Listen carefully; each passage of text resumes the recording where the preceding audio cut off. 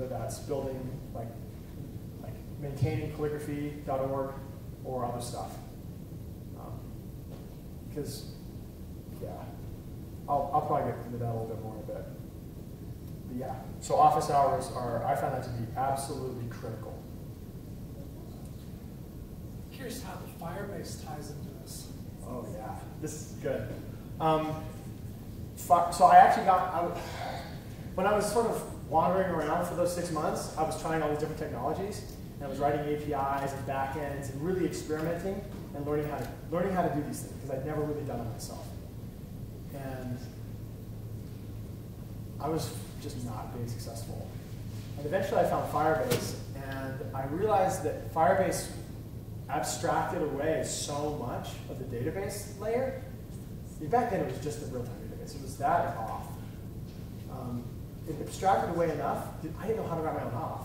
And I was not very good at like, building these database APIs. And it basically cut my dev time in half. And basically made it possible. Like, if I hadn't had Firebase, it would have been really hard for me to ship in any decent cadence. So that's when I just went all in on Firebase. Like, this is my thing now. Like, these guys just saved my bacon.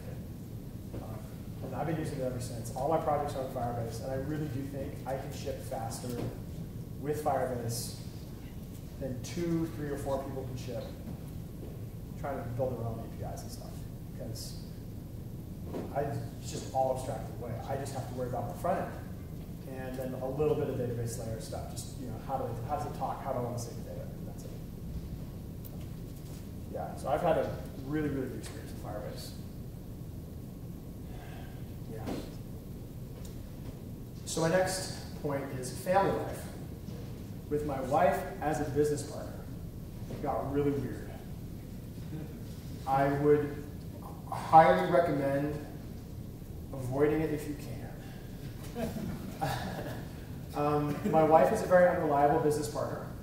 She's never worked a corporate job. She doesn't understand like deliverables. She doesn't understand deadlines. Doesn't understand like saying you're going to do something and doing it or you get fired kind of thing. So she's just like, yeah, I'll take care of that. And then I just have to follow up, and it's just a mess. She's an artist. She does, without her, none of this would exist, but she's just hard to work with. And so in the last 2 years, I just don't collaborate with her anymore. I want to be her husband and not her boss. And like we were pretty successful for a minute, but once she started to get overwhelmed with the feeling like she was providing for the family and had to, and there was pressure on her shoulders, she got unhappy. And then that just was a mess. And so 2 years ago, I got a job again, and she's been a lot happier ever since. So. She's got a jailhouse. Yeah, she misses me now. She didn't miss me. That's good. She took me for granted because I was in the house 24/7. If it snowed, I wouldn't leave the house for a week. I'd go. That's why she was unhappy. Yeah. Now she's like, I want you to come home. Can you get another job where you never come home? That would be fun, yes. Oh, man. Yeah, so I was 50-50 with the kids, which was absolutely glorious. I've got a kid with some special needs, and I was able to help him out and help my wife with him, and it was just, once I figured out like a cadence and how to work and how to get my work done, I'd work about 4 hours every morning, and then just quit, take care of the kids. And having 4 focused hours, no meetings, no email, none of that crap, I could ship a ton of code. But my next point is, code didn't matter that much. And it took me a while to figure this one out. Like I really thought, like, this is my thing. I write code. Like, this is an important part of this business. I found out the clients didn't care. They just wanted the videos and the text and the feedback from my wife. And they'd send her images of their work and she'd reply to them. They wanted the end result. They didn't care how I got it to them. They didn't even care how pretty the website was. They just didn't care that much. So I was putting all this effort into things that was like making everything super clean, super smooth, and it didn't matter. I redesigned the website last year. It's better than it's ever been, and the business is smaller than it's ever been. say about that. The nice thing is with the new, one thing I noticed though, is this latest redesign. I did it as a distributed system. I built on top of Shopify. So Shopify is my storefront. All my content is housed in a GitHub repo. And when you update the GitHub repo, there's a Git hook to Firebase. It sucks the data out, formats it in the Firebase database, and then I have a thin layer of a thin web app that the users use. So I only have to maintain this little web app, and it's a really small web app. The first 3 iterations of the site, I built the e-commerce. I built the content management system. I built everything. It was so much fun to build it all. And clients don't need that. They want Shopify. It's easy to check out.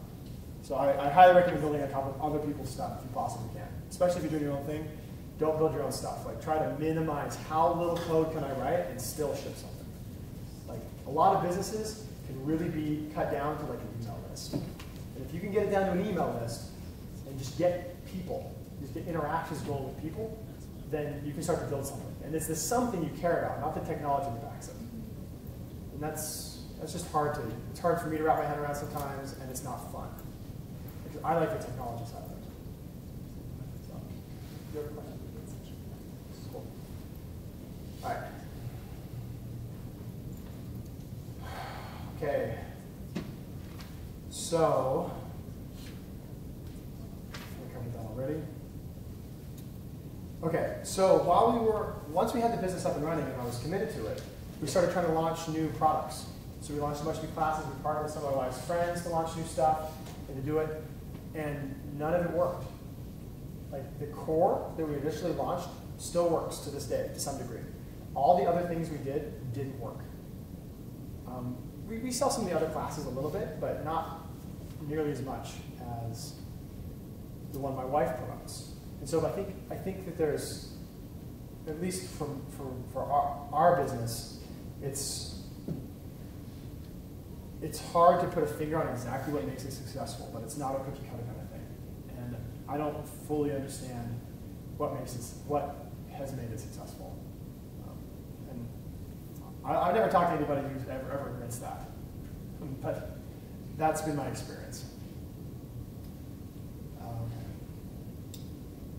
So yeah.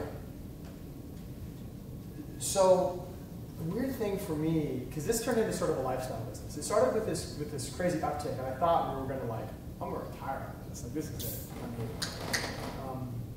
I ended up, my take home for 2 years or so was just over 200, which is a pretty good take home. Like, I cannot complain about that at all.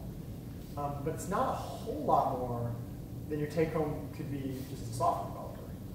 Especially because I had to provide all my own health insurance, all my own stuff. There was no safety net, there was no 401k, there was nothing. So it didn't go quite as far as you might think it would go. So one of my things about money is you have to make a lot more money than you think you do. Like, 100 grand doesn't go that far when you don't have any benefits. Because you may have some extra costs associated with the business and things as well. So you end up having to be pretty strategic about that. Also, you need a ton of runway, because when you hit a dip,